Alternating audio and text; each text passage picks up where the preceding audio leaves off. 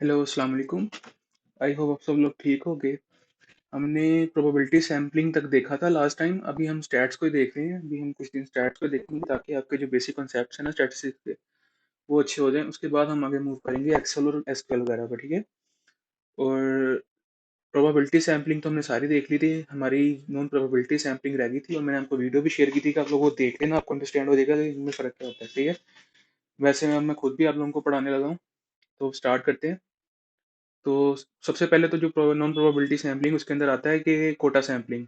Kota sampling होती है कि मतलब ना आपके पास कुछ सब ग्रुप्स होते हैं, लाइक ना मैंने सब ग्रुप्स डिवाइड कर लिए। जैसे फॉर एग्जांपल मिसाल ले लो कि पंजाब, केपी, सिंध और जितने भी अपने सूबे हैं, 4 सूबों के बेस पे मैंने सब ग्रुप्स बना लिए। उसके अंदर से ना मैंने किसी स्पेसिफिक उनकी कंडीशन की बेस पे उनको उठाया। जैसे फॉर एग्जांपल मैंने कोई बच्चा उठाना है ना, स्टूडेंट उठाना है, मैंने सिर्फ 90% ऊपर वाले जो बच्चे हैं ना, लाइक मैंने कोई कोटा क्रिएट कर दिया, लाइक कि ये स्पेसिफिक यही बच्चे होंगे। उसकी बेस पे मैंने इनको उठा लिया। और ये जैसे यहाँ पे लिखा हुआ है, can create group based on more than one variable, ठीक है। कि इसके अंदर ना जो ग्रुप्स है ना वो किसी एक या एक से ज्यादा वेरिएबल पे बन सकते हैं। जैसे फॉर एग्जाम्पल 90% से ऊपर है और क्या नाम है, उसने भी एक्स्ट्रा करिकुलर एक्टिविटीज में पार्ट लिया है। ऐसी सब चीजें ना जो कोटा सैम्पलिंग में आती है, सही है। तो कोटा सैम्पलिंग होती है कि अपने सब ग्रुप्स बनाने होते हैं किसी ना किसी वेरिएबल की बेस पे। तो वो वेरिएबल होती है कि आप किसी भी बेस पे उसको बना सकते हो। जैसे लिखा है subject chosen based on availability, ठीक है। ये उनकी कन्वीनियंस के हिसाब से ना ये होता है कि आप आसानी से ले सकते हो। लाइक फॉर एग्जांपल आपके पास अगर आप ये किसी की एज फाइंड कर रहे हैं तो आपके पास जो है वो क्या नाम है, इतने एरिया का जो डाटा सेट है वो मौजूद है। लाइक जो लोग 30 साल से बड़े हैं, तो मैंने for example average height find करनी है ना, तो मैं 30 साल से जो बड़े लोग हैं उनका मेरे पास डाटा सेट आसानी से अवेलेबल है।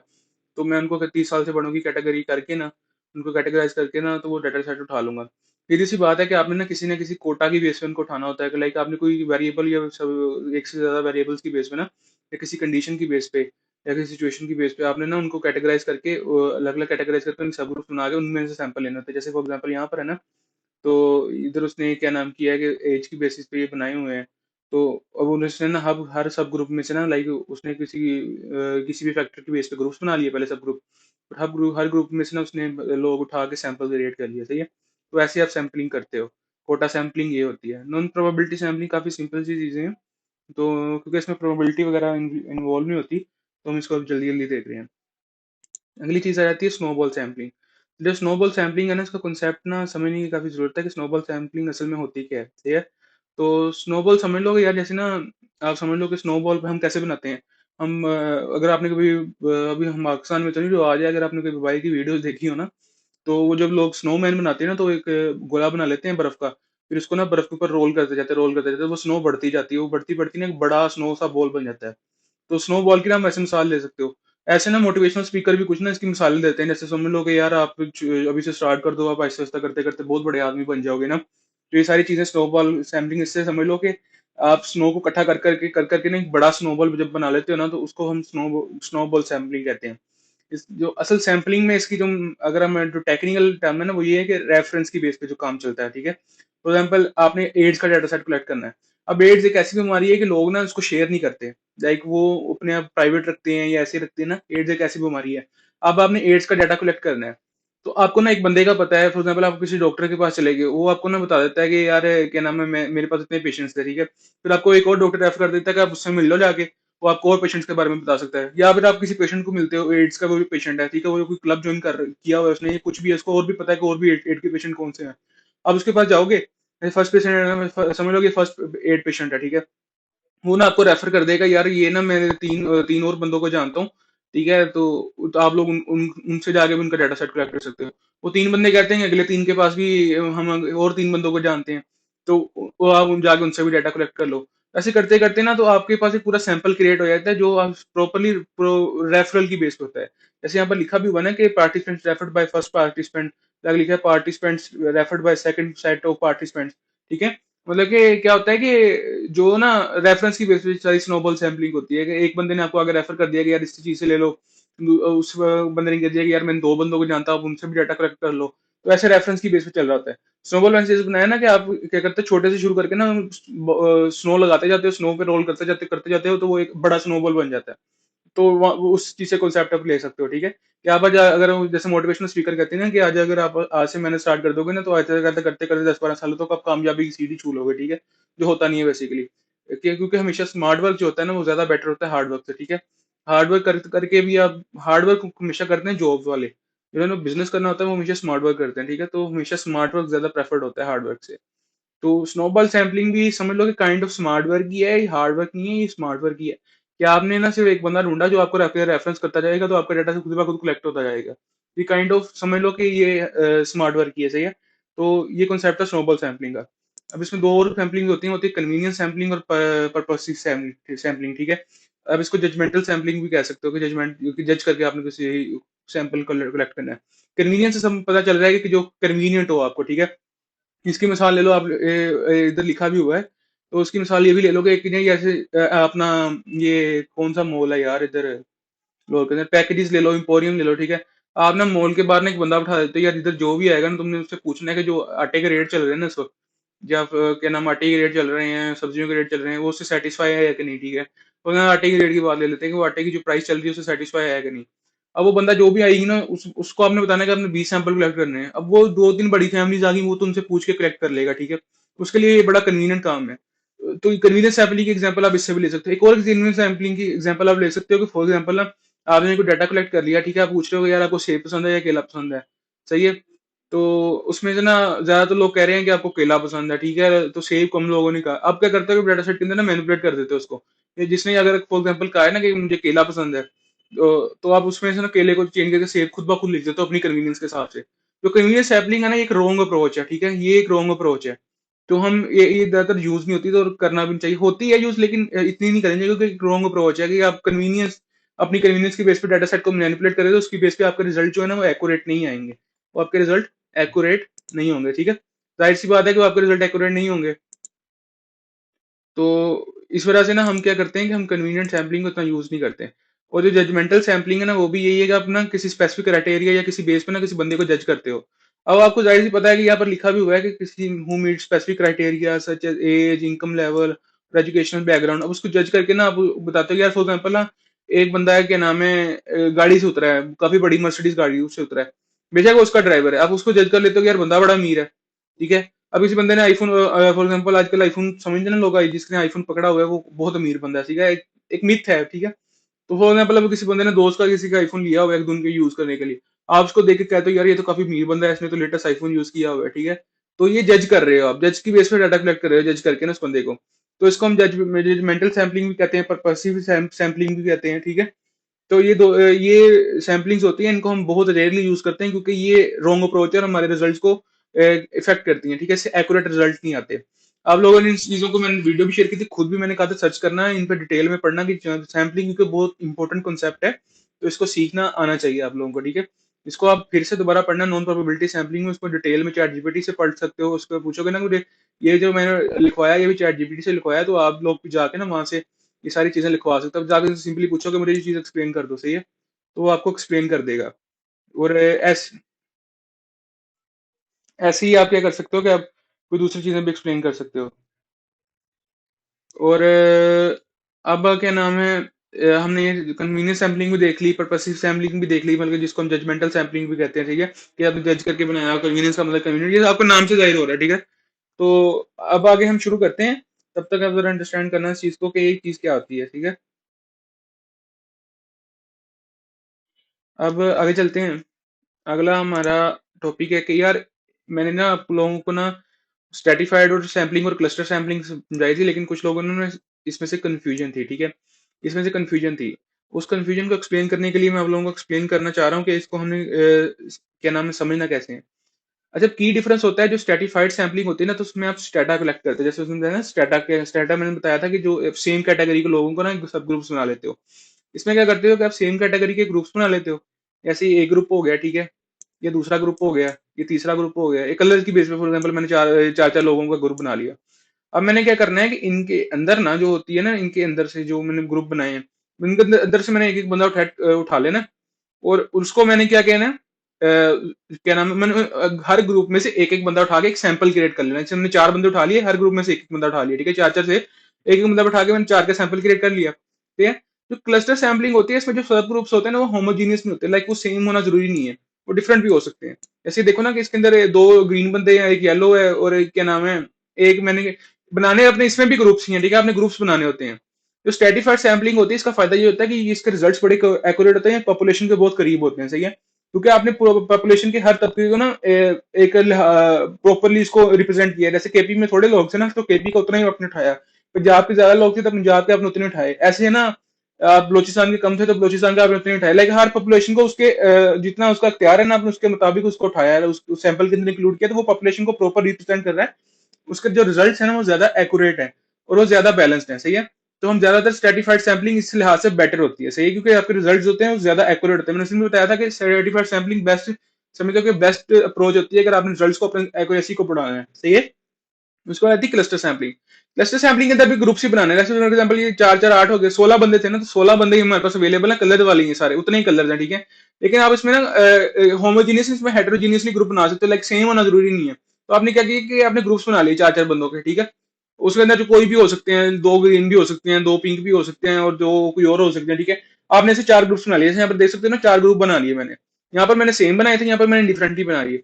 क्लस्टर में होता है कि आप क्लस्टर उठाते हैं, जैसे मैंने बताया था ना गुच्छा, क्लस्टर का मतलब कि गुच्छा, आपने मुझे अंगूरों का गुच्छा ना, पूरा आपने गुच्छा उठाना है।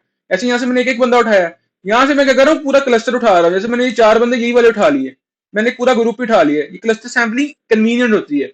क्लस्टर सैम्पलिंग की भी एक्यूरेट होती है इसके रिजल्ट, लेकिन इतने एक्यूरेट नहीं होते जितने स्ट्रेटिफाइड के होते हैं, लेकिन ये भी एक्यूरेट होती है।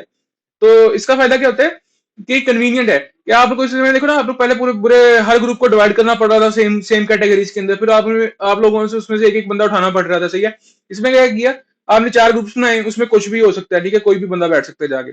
आपने कह दिया फॉर एग्जाम्पल 16 बच्चे खड़े थे ना, मैंने कहा 4 4 का ग्रुप बना लो। हर बंदे ने अपने दोस्त उठा लिए, कोई किसी ने उठा लिया, कोई किसी ने उठा लिया, वो हर बंदा ना किसी न किसी डिफरेंट शहर से बिलोंग कर रहा है, सही है। वो 4 4 के ग्रुप बन गए। अब मैं 4 सैंपल 4 लोगों का सैंपल उठाना था, मैंने क्या किया, एक पूरा ग्रुप उठा लिया। अब मुझे मेहनत नहीं ज्यादा करनी पड़ी, मेरे लिए कन्वीनियंट था।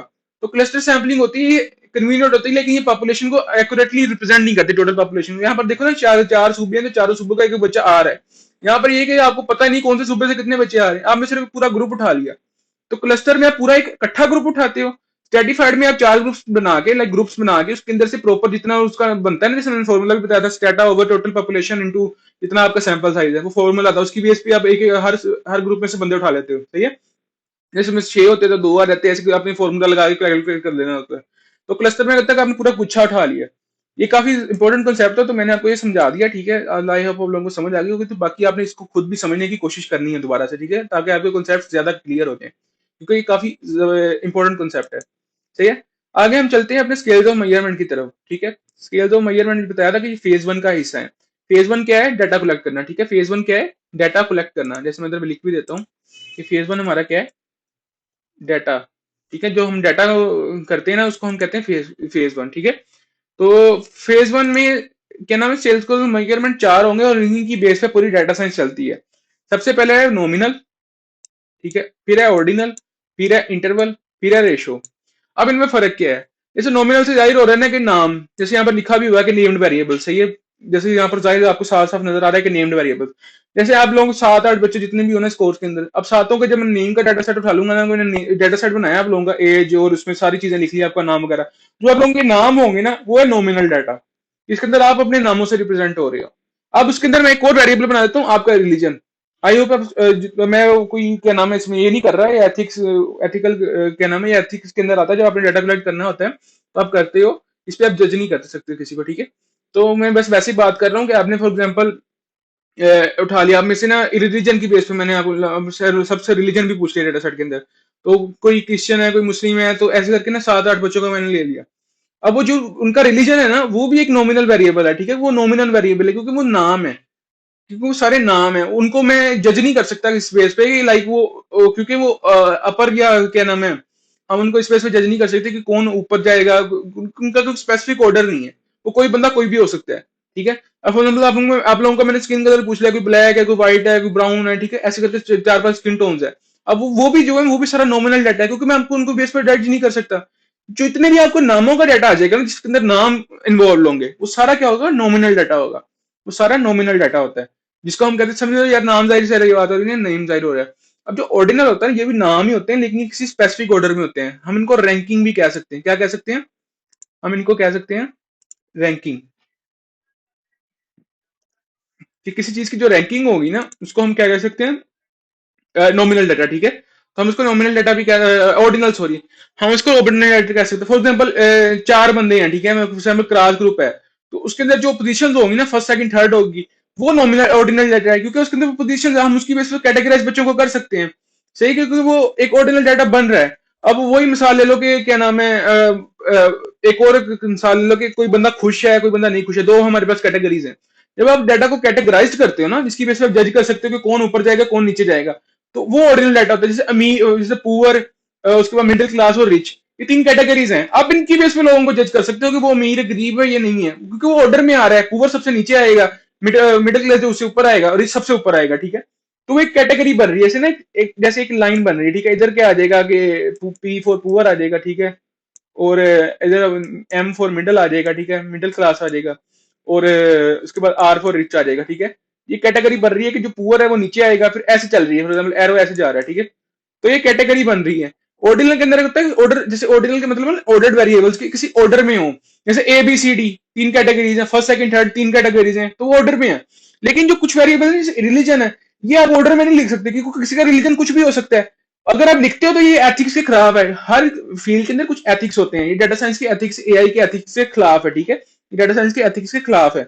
उसके साथ same for the skin tone, आप स्किन टोन की बेस पे भी किसी को जज नहीं कर सकते, जिसको मतलब स्किन लाइक क्या नाम है, किसी को भी किसी के ऊपर फजीलत हासिल नहीं है ना, जो मर्जी इसका स्किन कलर हो, तो वो आप इसको ऑर्डिनल में नहीं लिख सकते, वो सारा डाटा नॉमिनल में आएगा, ठीक है। स्किन कलर हो गया, रिलीजन हो गया, आपके नाम हो गए, ऐसी जो चीजें होती है ना, वो सारी नॉमिनल डाटा सेट में आती हैं।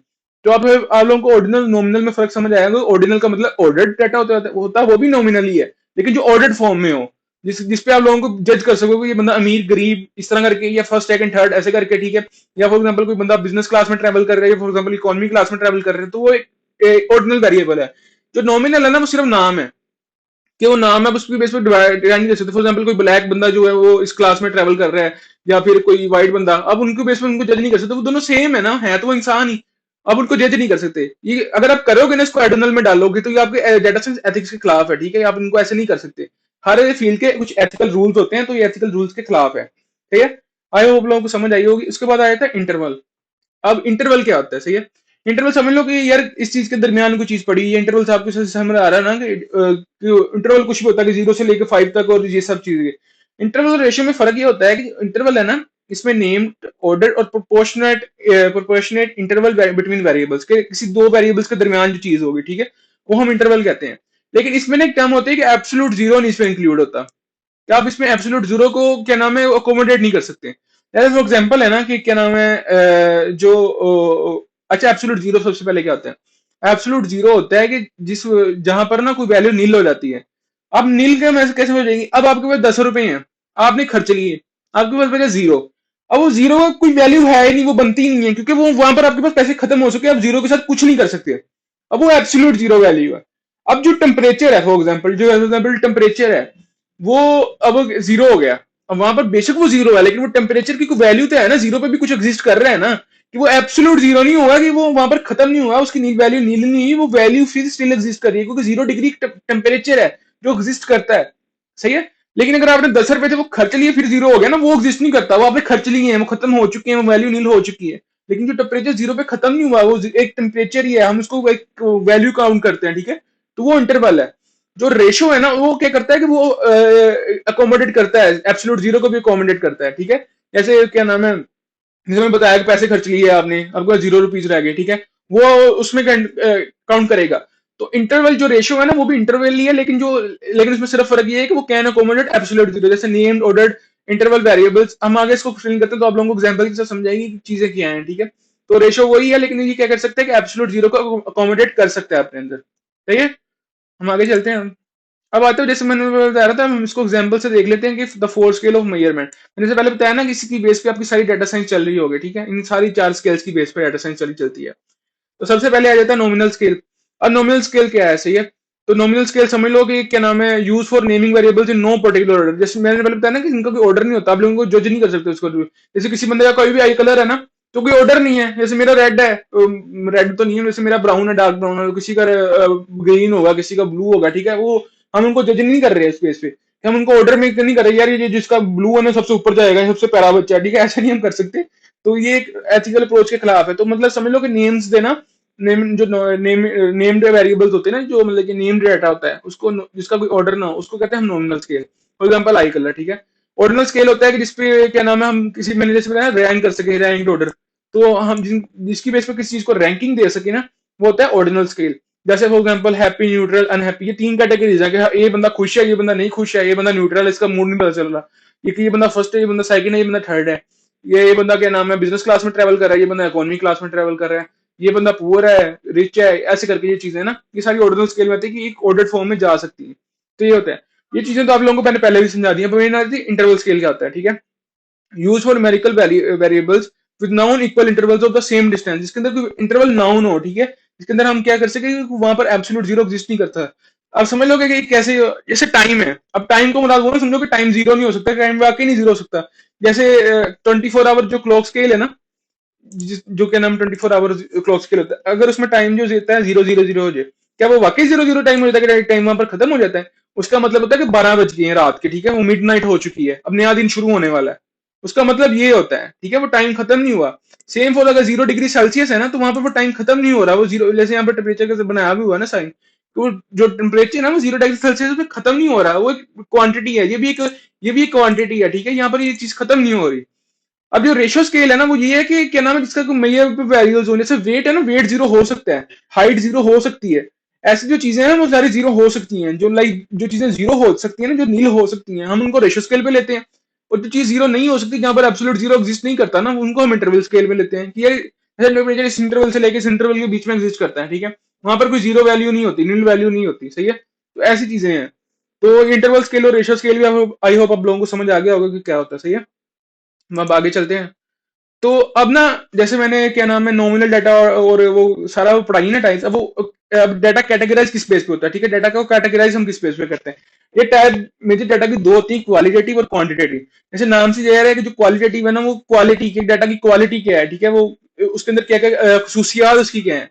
क्वांटिटी होती है कि कोई क्वांटिटेटिव वेरिएबल्स होने से, नंबर्स होने से, उसकी अगर क्या नाम है हाइट है, तो उसकी कितनी हाइट के जो नंबर्स लिखे होंगे ना, वो सारी क्वांटिटी, लाइक जो जिसको हम गिन सके ना, वो क्वांटिटी होगी, और जिसको हम क्या नाम है खसूसियत की बेस पे कैटेगराइज कर सके ना, वो होता है क्वालिटेटिव डाटा। इसको हम कैटेगोरिकल डाटा भी कहते हैं, इसको हम न्यूमेरिकल डाटा कहते हैं, ठीक है, ये दो, इनको इनके नाम ये भी होते हैं। अब जो दो स्केल है ना, जो नॉमिनल और ऑर्डिनल डाटा है, वो क्वालिटेटिव के अंदर आता है, और जो डिस्क्रीट है और कंटिन्यूस डाटा है ना, वो किसके अंदर आता है, क्या नाम है क्वांटिटेटिव के अंदर। अब डिस्क्रीट को हम क्या कहते हैं कि इंटरवल स्केल भी कहते हैं, और जो कंटिन्यूस होता है, आई थिंक उसमें मिस्टेक कर रहा हूँ, चलो उसको हम बाद में देखते हैं, ठीक है। अभी हम ये जो कंटिन्यू कर रहे हैं ना, इस चीज को पहले मैं आपको क्वालिटेटिव समझा दूं, क्वालिटेटिव क्या होता है। अब क्वालिटेटिव के अंदर क्या होता है कि डिस्क्रीट डाटा भी होता है, समझो कि क्या नाम है, क्वालिटी जो होता है कैटेगोरिकल, जिसके हम कैटेगराइज कर सकते हैं, लाइक जो खसूसिया समझ लो, ठीक है, उसके अंदर दो कैटेगरी होते हैं, नॉमिनल और ऑर्डिनल। अब नॉमिनल की एग्जांपल्स क्या लिखी हुई है, जेंडर, मैन, वुमेन, ठीक है, कि ये जेंडर हो सकता है, लेकिन हम जेंडर की बेस पे उनको कैटेगराइज तो नहीं कर सकते ना, कि ये अगर मैन है तो अफजल है, लाइक वो अपर में आएगा, ठीक है, जो वुमेन है वो नीचे आएगा, हम इसको कैटेगराइज नहीं कर सकते। हेयर कलर की बेस पे हम नहीं कर सकते, वो नाम है सिर्फ, कि वो नाम है कि वो मैन है, ठीक है, वो ब्लोंड है या ब्राउन है, ये जो भी ब्लैक है हेयर कलर। एथनिसिटी जैसे है कि वो एशियन है, अमेरिकन है, ठीक है, इंग्लिश है, जो भी है, इनकी बेस में हम उनको कैटेगराइज नहीं कर सकते, ठीक है, उनको ऑर्डर नहीं दे सकते। ऑर्डिनल डाटा क्या होता है, लाइक फर्स्ट सेकंड थर्ड मैंने बताया, letter A B C, like A B C, ये एबीसी कर लो ना, कि ए है, बी है, सी है, आप ऐसे कैटेगराइज कर सकते हो, ठीक है। इकोनॉमिक स्टेटस जैसे लो मीडियम बताया ना, पुअर रिच, वो वाली सारी एग्जांपल्स हैं। अब जो क्वांटिटेटिव डाटा होता है, उसमें हमने उस दिन भी डिस्कस किया था कि डिस्क्रीट होता है और कंटिन्यूस होता है। न्यूमेरिकल डाटा होता है ना, उसमें ये दो चीजें होती हैं, डिस्क्रीट और कंटिन्यूस। अब डिस्क्रीट क्या है कि the number of students in the class, the number of workers in company, ठीक है, जो हम काउंट कर सकते हैं, वो सारी चीजें जो भी हैं। The number of home run in a baseball game, के जो बेसबॉल अगर क्या नाम होती है ना, जो गेम है अमेरिकन अमेरिकन अमेरिकन क्रिकेट है, ठीक है, तो वो चीज है कि अमेरिकों की जो क्या कहते हैं, अंग्रेजों की जो क्रिकेट है ना, उसको बेसबॉल कहते हैं, जो अमेरिकन लोग खेलते हैं। तो उसमें होम रन होते हैं कि वो पता नहीं बाउंड्री में आते हैं, जो बाहर तक चले जाए ना, कि वो हम उस चीज को काउंट कर सकते हैं, ठीक है। अब जो कंटिन्यूस डाटा वो आ जाता है हाइट ऑफ द चिल्ड्रन, के क्या नाम है उसमें हाइट, किसी चिल्ड्रन की हाइट क्या है, the square footage of bedroom, two bedroom house, the speed of cars, ये सारी चीजें आती रहती हैं कंटिन्यूस डाटा में, ठीक है। इसको मैं फर्दर भी एक्सप्लेन करता हूँ कि सारी चीजें अब कैसे आती हैं, ठीक है। अब जो क्वालिटेटिव डाटा ना, हम इसको कहते हैं कैटेगोरिकल डाटा भी कहते हैं, और जो क्वांटिटेटिव डाटा हम इसको न्यूमेरिकल डाटा भी कहते हैं, जैसे मैंने पहले बता दिया। फिर आगे उनकी दो एग्जांपल्स हैं, दो टाइप्स हैं, नॉमिनल और ऑर्डिनल। नॉमिनल और ऑर्डिनल तो मैंने काफी एक्सप्लेन कर दिया, letters, hair, symbols, word, gender, जो भी, ठीक है। और ओपिनियन हो गया, किसी सामने कोई बंदा एग्री करता है नहीं एग्री करता, दो ऑप्शंस होगी, ठीक है, फिर न्यूट्रल है वो तीसरी ऑप्शन होगी। जैसे चार चार पांच ऑप्शन बनाई हैं, अब उसका ग्रेड क्या है, ट्यूमर ग्रेड क्या है, 1 2 3 के किस स्टेज पे है, ठीक है, टाइम ऑफ द डे क्या है, मॉर्निंग नून नाइट, ये सारी एक ऑर्डर में आ सकती हैं, मॉर्निंग पहले आएगी, नून बाद में आएगी, नाइट बाद में आएगी, ठीक है, ये सारी चीजें ऐसी हैं। तो ये एक कैटेगरी बन सकती है, ठीक है, इसका एक ऑर्डर हो सकता है।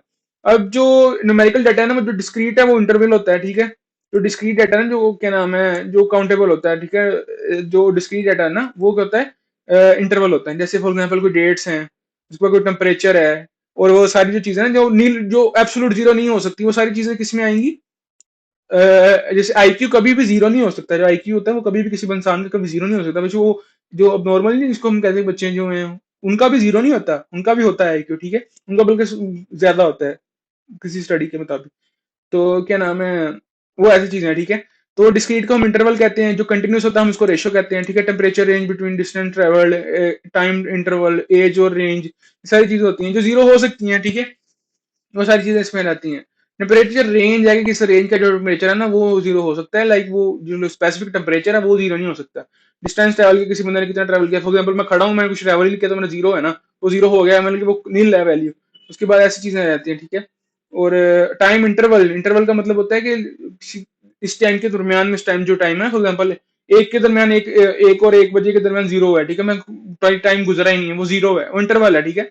वो वैल्यू नील हो सकती है, लेकिन जो स्पेसिफिक टाइम का इंटरवल है ना, लाइक जो 4 बज रहे हैं, वो जीरो नहीं हो सकता, ठीक है। वो ऐसी चीजें हैं आपने ना अंडरस्टैंड करने हैं, इनको टाइप्स ऑफ डाटा क्या है, सही, ये सारी चीजें आपने अंडरस्टैंड करनी है। तो ये सारी टाइप्स ऑफ डाटा थी कि क्या होता है कैटेगोरिकल, न्यूमेरिकल क्या होता है, डिस्क्रीट क्या होता है, नॉमिनल, ऑर्डिनल, कंटिन्यूस, सारी चीजें मैंने आपको एक्सप्लेन कर दी है काफी अच्छे से। अब आगे चलते हैं। अब ना हर लैंग्वेज में ना डाटा टाइप्स के नाम डिफरेंट होते हैं, सही है। मैंने आप लोगों को प्ले लिस्ट शेयर की हुई है, एक प्रीवियस कोर्स की 30 डेज ऑफ डाटा साइंस, कुछ लोगों ने वो कोर्स पहले किया हुआ, जिन्होंने नहीं किया ना वो काइंडली वो कोर्स कर लो, उनको साथ साथ करते रहो, अगर वो करोगे ना तो ही आपको ये चीजों की समझ आनी आ जाएगी। आर तो हम कर रहे हैं, लेकिन पाइथन को भी हमने काफी देर बाद करना है, तो आपको वो चीजें अंडरस्टैंड करने के लिए आपको चीजें आनी चाहिए। तो पाइथन में ना न्यूमेरिकल डाटा होता है, उसके नाम डिफरेंट होते हैं, इंटीजर, फ्लोट, कम्प्लेक्स, वो कम्प्लेक्स नंबर जो होते हैं, जैसे एक्स है ना, मैं कुछ दोस्तों को पढ़ाता था ना, तो समझ लोगे कि कहते हैं ना, यार एक्स काम खराब कर रहा है, वो समझ लोगे एक्स का मतलब वो वहां भी जा सकता है, वैसे मैं समझाने के लिए बता रहा हूँ। तो मतलब आप वहां भी ले सकते हो कि एक्स काम खराब है, कम्प्लेक्स जो चीजें होती है ना, जेन से बाहर होती है, वो सारी चीजें जो होती हैं, कम्प्लेक्स नंबर्स आ जाते हैं, फिर बूलियन होता है, ट्रू फॉल्स, फिर ये साइटेड डिक्शनरी मैपिंग ना, ये सारा उस कोर्स के अंदर में पढ़ाया हुआ है, ये चीजें वो पढ़ोगे तो वही होता है, स्ट्रिंग होते हैं, लेटर्स हो गए, नंबर्स हो गए, लेटर्स हो गए, वर्ड्स हो गए, सेंटेंसेस हो गए, वो सारी लिस्ट क्या होता है, फिर टपल क्या होता है, ठीक है, ये सारी चीजें आपने ना उसके अंदर जाकर देख लेनी है, उस कोर्स के अंदर ये सारी प्लेलिस्ट पहली 4 5 भी पढ़ोगे ना, लेक्चर लोग आपको ये सारी डाटा टाइप्स उन्हें पढ़ाई हुई सारी चीजें हमें देख लेनी, क्योंकि हर लैंग्वेज के अंदर ना डाटा टाइप्स के नाम मुख्तलिफ होते हैं। आर के अंदर वर्ड होंगे, हम आर को भी देख लेते हैं आगे, आर की क्या है। आर के अंदर डाटा टाइप्स चाहिए, वेक्टर्स है, ठीक है, लिस्ट है, और मैट्रिसेस हैं, एरेज हैं, डाटा फ्रेम्स हैं। जो हम मेजर काम करते हैं ना वो डाटा फ्रेम्स के साथ ही करेंगे, क्योंकि डाटा हमेशा डाटा फ्रेम्स की शक्ल में आता है, ठीक है। आगे वेक्टर्स के अंदर जो मेजर मेजर डाटा टाइप्स होती हैं वो वेक्टर्स के अंदर होंगे। लॉजिकल मतलब कि जो बूलियन पढ़ा था, बूलियन का नाम इधर क्या है, ट्रू लॉजिकल नाम है, ठीक है। और क्या नाम है, और जो हमने फ्लोट पढ़ा था उसका नाम क्या है, 5.5 न्यूमेरिका, इसके अंदर फ्लोट और इंटीजर वैल्यूज दोनों आ सकती हैं, ठीक है। और इंटीजर टाइप की कैटेगरी, अलग कैटेगरी जिसके अंदर कोई वैल्यूज प्रॉपर जो होंगी ना वो आएंगी, कि लाइक 0L 2L 3 4L, जो साइजेस वगैरह होगी ना टीसी, वो सारी चीजें आ जाएंगी। कॉम्प्लेक्स नंबर आप लोगों को पता है। उसके बाद जो करेक्टर है वो उधर स्ट्रिंग थी, इधर करेक्टर आ जाएगा, ठीक है, इसका नाम करेक्टर है। तो ऐसे ना डेटा टाइप्स हर लैंग्वेज में डिफरेंट होती हैं। आप आर हम करेंगे, आर को हम डिटेल में करेंगे, तो क्या नाम है, हम इसको आगे काफी डिटेल में करने वाले हैं। तो ये सारी चीजें आपको वहां भी समझ आ जाएंगी, लेकिन मैं आपको एक्सप्लेन करने को बता रहा हूँ कि हर लैंग्वेज के अंदर ना डेटा टाइप्स डिफरेंट होती हैं, और इस चीज को अंडरस्टैंड करना जरूरी होता है, सही है। तो हम आगे जब मूव करते हैं, अब ना हमने जो डाटा टाइप्स पढ़ ली, अब जो असल जो डाटा टाइप्स होती है ना वो मेजर दो ही होती हैं। जो डाटा मतलब डाटा की जो टाइप्स होती है ना वो दो होती हैं, एक डाटा होता है स्ट्रक्चर्ड, एक होता है अनस्ट्रक्चर्ड। अब स्ट्रक्चर्ड डाटा जो अभी तक हमने पढ़ा है ना, डाटा फ्रेम्स हो गए, उसके बाद जो भी कैटेगरीज पढ़ी है, नॉमिनल, ऑर्डिनल, सारी, वो सारा स्ट्रक्चर्ड डाटा की कैटेगरी में आता है। एक डाटा होता है अनस्ट्रक्चर्ड। अब अनस्ट्रक्चर्ड डाटा क्या होता है, फॉर एग्जाम्पल इमेज है, ठीक है, अब इमेज डाटा है। अब जो इमेजेस का डाटा है वो सारा अनस्ट्रक्चर्ड है, ठीक है। अब इमेज के अंदर ना इमेजेस, अगर हम पढ़ाऊंगा अभी कि कैसे बनती है इमेजेस। इमेजेस बनती है पिक्सल्स के साथ ना। अगर फॉर एग्जाम्पल 48 पिक्सल की कोई पिक्चर है ना, तो उसके अंदर से आप पता नहीं 1 मिलियन रोज निकाल सकते हो, एक डाटा एक पिक्चर के अंदर से, सही है, वो पिक्सल्स की। तो वो mega pixel, sorry mega pixel, pixel, वो जो भी मैं कंफ्यूज कर रहा हूँ उसको, उसके अंदर आप इतनी चीजें निकाल सकते हो। और मोस्टली जो आपके पास जो अनस्ट्रक्चर्ड डाटा होता है ना, वो जो आप लोग काम करते हो ना, जब शुरू शुरू में हर बंदा काम करता है वो होता है स्ट्रक्चर्ड डाटा के साथ काम ना। लेकिन आप अगर मैंने आप सुना होगा कि अनस्ट्रक्चर लाइक चैट जीपीटी का बहुत नाम सुना है। चैट जीपीटी सारा ना उन्होंने पता क्या किया, उन्होंने सारा अनस्ट्रक्चर्ड डाटा कलेक्ट किया। लाइक बुक्स जो पढ़ी थी, इंटरनेट पे जो चीजें पढ़ी थी, वेबसाइट्स, हर चीज जितना 2021 का डाटा था ना सारा पकड़ा। ठीक है, वो सारा अनस्ट्रक्चर्ड ही है ना, जाहिर सी बात है कि वो किसी स्ट्रक्चर्ड फॉर्म में नहीं है। उसको फिर उन्होंने क्या किया, स्ट्रक्चर्ड किया। उसके ऊपर फिर उन्होंने क्या किया, एल्गोरिथम मशीन लर्निंग के अप्लाई किए और एक चैटबॉट क्रिएट कर दिया। ठीक है, उन्होंने ऐसे करके स्ट्रक्चर उसको करके उसके बाद चैटबॉट उस पर अप्लाई किए और उसको क्या कर दिया, एक वेबसाइट बना दी, प्रेजेंट कर दी। एक वो समझ लो कि वो अनोखी चीज की थी वो उन्होंने जो की, काम पहले भी हो रहा है। उन्होंने एक लार्ज स्केल पे कर दिया कि जितना डाटा था पकड़ो तो उधर किस का सारा इकट्ठा करो, उसको स्ट्रक्चर करो और उस पर एल्गोरिथम बना दो। ठीक है, तो हम जो ज्यादा मेजर काम होता है जो अनस्ट्रक्चर्ड डाटा होता है, जब हम अनस्ट्रक्चर्ड डाटा पे काम करते हैं वो काफी मुश्किल होता है। उसमें हमारा 80 to 90% टाइम जाता है किसके अंदर, 80 to 90% टाइम जाता है हमारा, मारा जाता है 80 to 90% टाइम क्लीनिंग के अंदर। ठीक है, उसको उसको स्ट्रक्चर फॉर्म करने के लिए, ऑर्गेनाइज करने के लिए जाता है। तो अनस्ट्रक्चर्ड डाटा वही होता है कि लाइक जो प्रॉपर किसी कैटेगराइज फॉर्म में ना कोई टेक्सचुअल डाटा हो, ऐसा कि जो डाटा होते हैं ना, ऐसे कोई फाइल है उसके अंदर वो सारे मैसअप सी चीजें हुई नहीं है, तो अनस्ट्रक्चर्ड डाटा होता है। तो मेजर टाइप जो होते हैं स्ट्रक्चर्ड और अनस्ट्रक्चर्ड, जो हमने चीजें पढ़ी है ना वो सारी स्ट्रक्चर्ड डाटा के अंदर आती है। अनस्ट्रक्चर्ड के अंदर कुछ डिफरेंट टाइप का डाटा होता है, तो एक्सप्लेन करना जरूरी था। आप इसको देखना कि स्ट्रक्चर्ड और अनस्ट्रक्चर्ड डाटा में फर्क क्या आता है, आपकी इस काइंड ऑफ असाइनमेंट भी है, तो आपने खुद चीजें देखनी है। ठीक है, तो आपको ताकि पता चले कि इनमें असल फर्क क्या आता है। सही है, तो इसको एक्सप्लेनेशन अभी इसकी बहुत और ज्यादा क्लियर हो जाए। सही है, तो हम आगे देख लेते हैं किससे आगे हमने किधर जाना है। ऐसे मैंने पहले एक्सप्लेन किया ना कि जो डाटा फ्रेम है ना, अब यहाँ पर देखो दो कैटेगरीज के डाटा है। सही है, एक डाटा है किसका है, एक डाटा है न्यूमेरिकल, मतलब डाटा टाइप मेजर जो है, एक होता है कैरेक्टर, एक होता है लॉजिकल। ठीक है, बल्कि लॉजिकल के अंदर वो सारी लिस्ट और वो सारी आ जाती हैं चीजें। ठीक है, न्यूमेरिकल डाटा के अंदर जो नंबर्स वगैरह होंगे वो आ जाएंगे, इसके अंदर वेक्टर्स भी होते हैं सारे। जो डाटा फ्रेम्स है ना, इसके अंदर रोज और कॉलम्स का कंसेप्ट होता है। जैसे ये सारी रोज हैं जितनी ये हॉरिजॉन्टल है। ठीक है, ये कॉलम है सारे जो क्या नाम है वर्टिकल है। ठीक है, आप डाटा फ्रेम के अंदर सारी कैटेगरीज एग्जिस्ट कर सकती हैं। मैंने पहले बताया ना डाटा फ्रेम में मैं इसलिए बात की थी कि हम डाटा फ्रेम के साथ ज्यादा चीजें करेंगे क्योंकि इसके अंदर सारी कैटेगरीज आ सकती हैं। ठीक है, इसके अंदर सारी कैटेगरीज आ सकती हैं जितनी मैंने पढ़ी है ना डाटा टाइप, तो सारी डाटा फ्रेम के अंदर एग्जिस्ट कर सकती हैं। लाइक एक कॉलम जो है वो लॉजिकल डाटा का होगा, एक कॉलम करेक्टराइज का होगा। ठीक है, तीन कॉलम न्यूमेरिकल डाटा के होंगे, क्योंकि डाटा फ्रेम के अंदर हर डाटा टाइप एग्जिस्ट करती होती है। ठीक है, मोस्टली तो सारी चीजें डाटा फ्रेम के अंदर आ जाती हैं। हमने ज्यादा काम डाटा फ्रेम के अंदर ही करना होता है। जैसे एक्सेल की शीट है ना, वो डाटा फ्रेम जो होते हैं जिसके अंदर रोज होती हैं, ऐसे होता है ना एक्सेल की शीट। ठीक है, ऐसे करके होती है, ऐसे करके ये रोज है, ये कॉलम है। ठीक है, तो एक्सेल की शीट के अंदर भी सारी चीजें आ सकती हैं। ठीक है, तो ये डाटा फ्रेम्स के अंदर हम ज्यादातर बात कर रहे होते हैं, तो डाटा फ्रेम्स मैंने बताया कि उसके अंदर सारी डाटा एग्जिस्ट कर सकती हैं। सही है, अब हम मेजर चलते हैं कि क्या नाम है, इन्फ्रेंशियल और डिस्क्रिप्ट, तीन फेजेस मैंने बताई थी।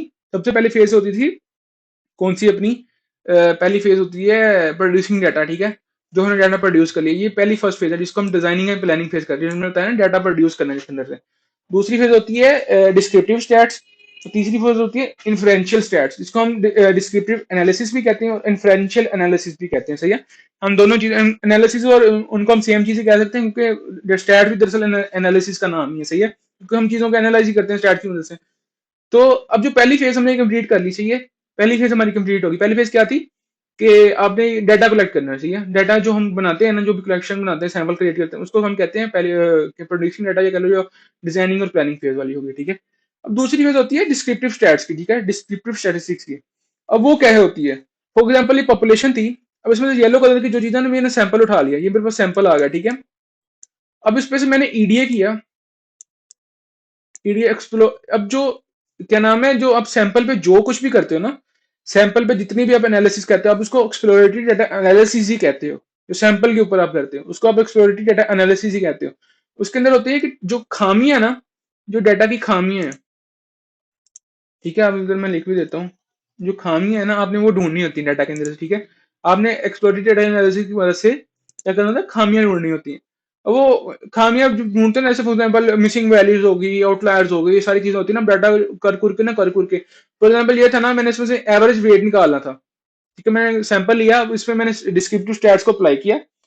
उसके बाद मैंने जो सारा कुछ किया ना, कि फॉर एग्जाम्पल यहाँ तक मैंने लिया एक्सप्लोरेटरी डाटा एनालिसिस, उसकी खामियां ढूंढी, खामियां ढूंढ ढूंढ के जो मैंने एवरेज वेट निकाल लिया ना, उसको हम कहते हैं डिस्क्रिप्टिव स्टैट्स।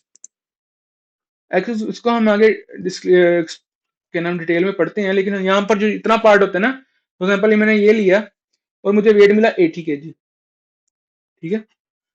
अब 80 kg जहां तक मैंने यहाँ पर जितना भी कर लिया ना, जो मैंने सैंपल तक का काम था, जितना भी आप सैंपल पे काम करते हो ना, जहां तक सैंपल का आपने कुछ एवरेज निकाल ली, वो सारी होती है डिस्क्रिप्टिव स्टैटिस्टिक्स, ठीक है। डिस्क्रिप्टिव एनालिसिस होता है।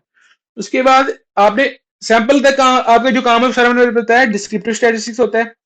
उसके बाद जो आगे काम करना है वो होता है इन्फ्रेंशियल। इन्फ्रेंशियल इन्फ्रेंस का मतलब होता है कि आपने सैंपल की बेस पे आपने ये प्रेडिक्ट किया कि जो क्या नाम है, सैंपल की बेस पे प्रोबेबिलिटी के कॉन्सेप्ट्स को यूज करना। प्रोबेबिलिटी वही होती है ना, प्रेडिक्शन करना कि कितने परसेंट चांस है कि चीज होगी। प्रोबेबिलिटी यही होती है ना कि एक में से 6% चांस है कि एक 1/6% चांस है कि जो डाइस मैंने रोल किया उसमें से 1 आएगा, ठीक है। प्रोबेबिलिटी वही होती है। तो आपने वो प्रोबेबिलिटी की बेस पे इन्फ्रेंस करना होता है कि अगर 80 kg मैंने ये सैंपल में से निकाला है ना, तो मैं इस पे इन्फ्रेंस कर रहा हूँ कि पॉपुलेशन का भी जो एवरेज वेट है ना वो 80 kg होगा। तो ये इन्फ्रेंशियल होती है। जहां तक फेज 1 होगी, ये जो सैंपल के ऊपर जितना भी काम होता है वो फेज 2 होगी, जिसको हम डिस्क्रिप्टिव स्टैटिस्टिक्स कहते हैं। और सैंपल से जो आगे जो पॉपुलेशन तक जो आपने प्रोडिक्शन करनी होती है ना, पॉपुलेशन के बारे में जो आपने मैंने बताया राय देनी होती है आपने कि सैंपल की बेस पे, वो उसको हम कहते हैं इन्फ्रेंस, ठीक है। इन्फ्रेंशियल स्टैटिस्टिक्स, ये 3 टर्म्स हैं, आपने ये हमेशा ये याद रखनी है, ठीक है। इसको हम आगे डिटेल में भी देख लेते हैं चीजें एक्चुअली में क्या है, ठीक है। अब पहले में क्या नाम है, इसको हम कहते हैं क्वांटिटेटिव डेटा एनालिसिस मेथड, ठीक है। वो है क्या है, डिस्क्रिप्टिव एनालिसिस, इन्फ्रेंशियल एनालिसिस, ठीक है। डिस्क्रिप्टिव एनालिसिस और इन्फ्रेंशियल एनालिसिस। सबसे पहले तो हम डिस्क्रिप्टिव एनालिसिस को देख लेते हैं। उसने कहा है कि the first level of analysis this helps researchers find absolute numbers to summarise individual variables and find pattern. वही ने बात की ना कि आप सैंपल आपने ले लिया, अब उसके अंदर से क्या करते हो कि आप हर वेरिएबल के बारे में डिटेल्स निकालते हो, उसको एक्सप्लोर कर रहे हो ना, एक्सप्लोरेटिव डेटा एनालिसिस कर रहे हो उस पर। उसके अंदर से पैटर्न निकालते हो कि यार ये चीज कैसे हो रही है, कितनी चीज है इसमें, एवरेज क्या है, मीन क्या है, वो सारी चीजें आप निकालते हो ना, उसको हम डिस्क्रिप्टिव कहते हैं। यार सैंपल पे जितना भी काम कर रहे हो ना, उस तरह क्या है डिस्क्रिप्टिव एनालिसिस। उसके अंदर से आप ये चीजें फाइंड करते हो, जैसे मीन फाइंड कर लिया, मीन कहते हैं एवरेज को, जैसे 3 बंदे उनकी एवरेज हाइट क्या होगी, सारे को डिवाइड करके टोटल नंबर्स पे डिवाइड कर दो। मीडियन होता है मिड पॉइंट, सही है, कि 4 बंदे हैं ना, उसके अंदर मिड पॉइंट क्या होगा, 4 बंदों का डाटा के अंदर मिड 4 नंबर, उसका मिड पॉइंट क्या होगा, ठीक है। मोड हम कहते हैं कि एक नंबर कितनी बार, जो सबसे ज्यादा नंबर आ रहा होता है ना, उसको मोड कहते हैं।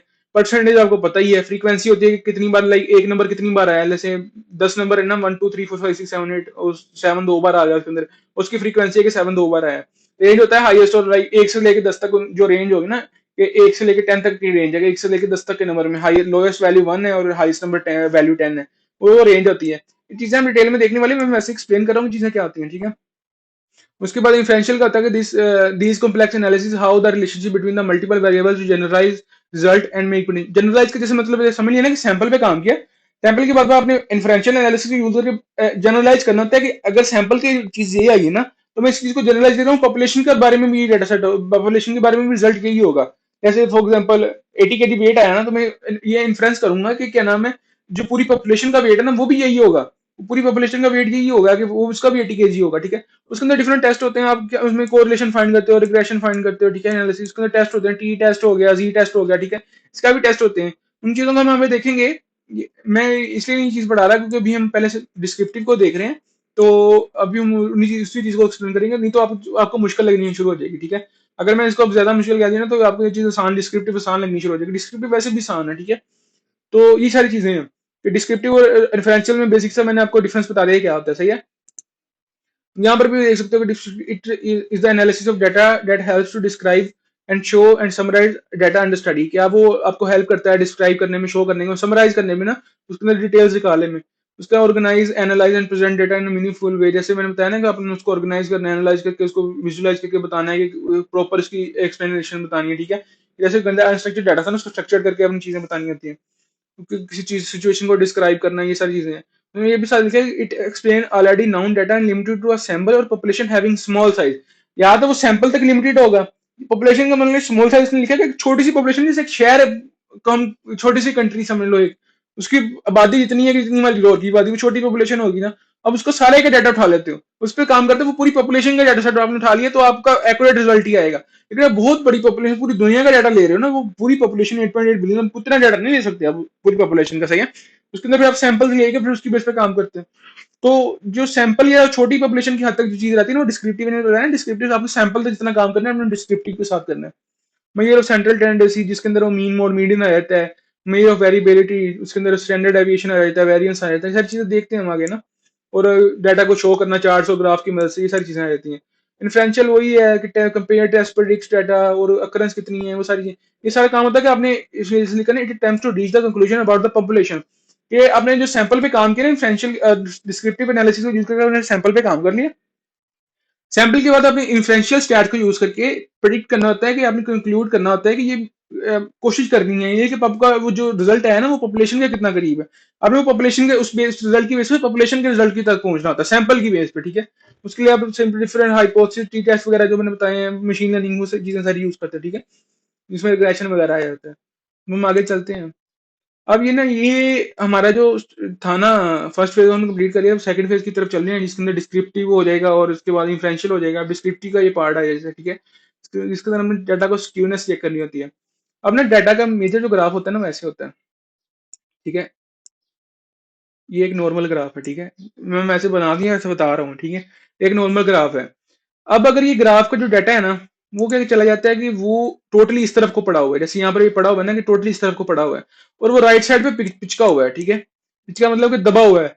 अगर वो दबा राइट साइड पे दबा हुआ है ना, उसको हम कहते हैं पॉजिटिवली स्क्यूड। एक जो डाटा है ना, वो राइट साइड से दबा हुआ है, सारा लेफ्ट को पड़ा हुआ है। जिस साइड से वो दबा होगा ना, हम उस साइड को स्क्यूड कहते हैं। या मतलब कि राइट साइड से दबा हुआ है, ये क्या है, राइट स्क्यूड। जिसको हम पॉजिटिवली, क्योंकि राइट हमेशा पॉजिटिव ही होता है ना, कंसिडर किया जाता है। तो ये पॉजिटिवली स्क्यूड का मतलब है, इधर मैं लिख भी देता हूँ आपको,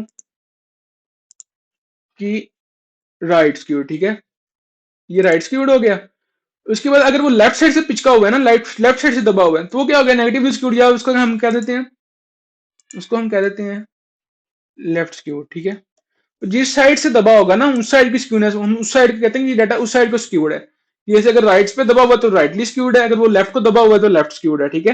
ये टर्म्स है। स्क्यूनेस का मैंने मतलब बता दिया कि जैसे बच्चा है ना, फॉर एग्जाम्पल एक बच्चा है, अब वो उसकी गाल ऐसी है, समझ लो कि बच्चे की गाल, बेबीज होते हैं ना छोटे छोटे, वो उसकी गाल ऐसे है, ठीक है। अब उसको उसके अगर इस साइड पे खींच दोगे सारी, वो लेफ्ट स्क्यूड हो जाएगी, क्योंकि यहाँ पर वो इस साइड से उसकी दब जाएगी सारी चीजें ना, वो एक सारा उसको खींच के गाल एक साइड पे चली जाएगी। अगर उसके गाल इस साइड पे खींच दोगे, ठीक है, वो राइट साइड उसके पिचक जाएगा फेस ना, तो दब जाएगा। तो वो क्या होगा कि वो राइट स्क्यूड हो जाएगा। यहाँ पर मैं मिसाल दे रहा हूँ। फिर उसके अंदर टर्म होती है कोटोसिस। कोटोसिस होती है कि लाइक समझ लो कि डाटा फ्लैट कितना है और उसका पीक पॉइंट कितना है। उसकी मिसाल ऐसे ले लो कि पॉजिटिव, नॉर्मल और नेगेटिव में फर्क क्या है। अगर एक नॉर्मल पहाड़ी है ना, जैसे पहाड़ी होती है कोई, जैसे कोई पहाड़ है, अगर वो अपनी नॉर्मल शेप में ना, नॉर्मल शेप पहाड़ की यही होती है जो आपको नजर आती है, ठीक है, जैसे ये वाली शेप है, नॉर्मल शेप यही होती है पहाड़ की किसी की। तो अगर वो शेप है ना, तो वो क्या नॉर्मल है।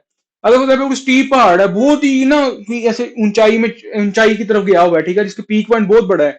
जैसे फॉर एग्जाम्पल मिसाल ले लो, माउंट एवरेस्ट है, ठीक है। अगर वो माउंट एवरेस्ट की मिसाल ले लो, तो वो पॉजिटिव पॉजिटिव कोटोसिस होता है, ठीक है।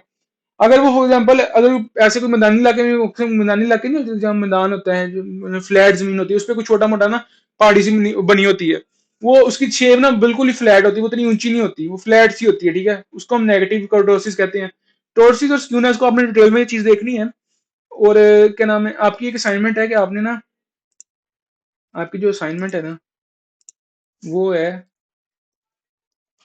कि आपने मीन, मोड और मीडियन को ना, इसके बारे में ना ये नहीं कि छापना है, छापाना तो मैं इसको एक्सेप्ट नहीं करना, ठीक है। तो क्या नाम है, आपने क्या करना है कि आपकी असाइनमेंट ये है कि आपने ना इन चीजों के बारे में खुद पढ़ना है, ठीक है। मीन, मोड, मीडियन, स्क्यूनेस और कोर्टोसिस के बारे में भी। और आपने ना इनको अपने लफ्जों में एक डॉक्यूमेंट पे लिख लो, या पेज पे लिख लो, फोटो लेके मुझे सेंड कर दो, ठीक है। वो हैंड रिटन भी हो सकता है, वो आपकी मर्जी है। उस पर आपने लिखना है कि अपने लफ्जों में एक्सप्लेन करना है कि मीन क्या होता है, मोड क्या होता है, मीडियन क्या होता है, और एक एग्जाम्पल भी देनी है, इनके साथ एग्जाम्पल्स भी देनी है। मैं लिख देता हूँ, स्क्यू और कोर्टोसिस, ये आप लोगों ने इसके साथ एग्जाम्पल भी देनी है, सही है।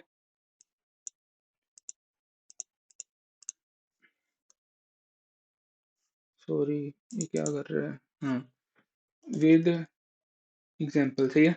आपने इसके साथ एग्जाम्पल भी मुझे देनी है। ये आपने ना अपना पूरा बना लेना है, एक डॉक्यूमेंट बना लो या पेज पे लिख के दे दो।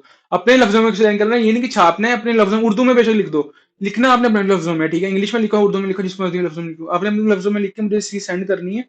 ये आपके पास टाइम आज तक के समझ लो, या कल तक का, जिस तरह भी समझ लो, जब भी आपको फ्री हो तो आपने लिख के असाइनमेंट करनी, सबमिट करवानी है। आज का लेक्चर हमारा यही तक था। कल हम देखेंगे इन्फ्रेंशियल और ये जो डिस्क्रिप्टिव है ना, इसको डिटेल में देखेंगे, इसके अंदर क्या क्या चीज होती है, क्या क्या फाइंड करना है। लेकिन हमें असाइनमेंट कंप्लीट करनी है, अपने लफ्जों में इन चीजों को एक्सप्लेन करना है विद एग्जांपल, सही है। बाकी टेक केयर, अल्लाह हाफिज़। अब नेक्स्ट लेक्चर में मिलते हैं, सही है? अल्लाह हाफिज़।